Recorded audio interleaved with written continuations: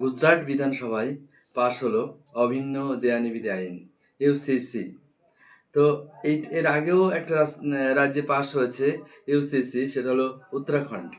কিন্তু অনেকগুলো প্রশ্ন আছে, যার মধ্যে একটা প্রশ্ন সাংবিধানিক যে কাঠামো ভারতবর্ষের, যেখানে যুক্তরাষ্ট্রীয় একটা কাঠামো বিরাজ করে, সেই যুক্তরাষ্ট্রীয় কাঠামো কোনো একটা বিশেষ রাজ্য উম, এই অভিন্ন দেয়ানিবিধি পাশ করতে পারে কিনা, এটা একটা প্রশ্ন চিহ্ন।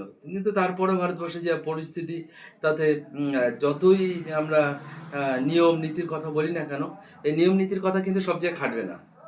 কারণ যারা আজকে কেন্দ্রে শাসন করছে, তারাই বিভিন্ন রাজ্যগুলোকে শাসন করছে, অতএব তাদের মতো করে তারা আইন তৈরি করছে, তাদের মতো করে তারা সেই আইনকে অ্যাপ্লিকেশন করছে।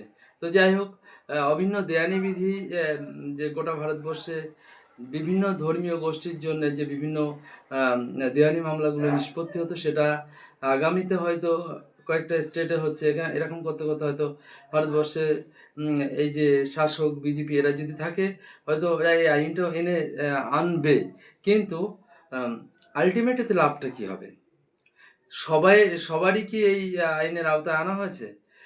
এই বিষয়গুলো যদি আমরা একটু দেখি, এখানে দেখা যাবে যে এই যে নিম্নবর্ণের আমাদের দেশের যে সম্প্রদায় আছে, তাদেরকে আবার আলাদা আইন তাদেরকে কিন্তু অভিন্ন দেয়ানি বিধির আওতায় আনা হয়নি।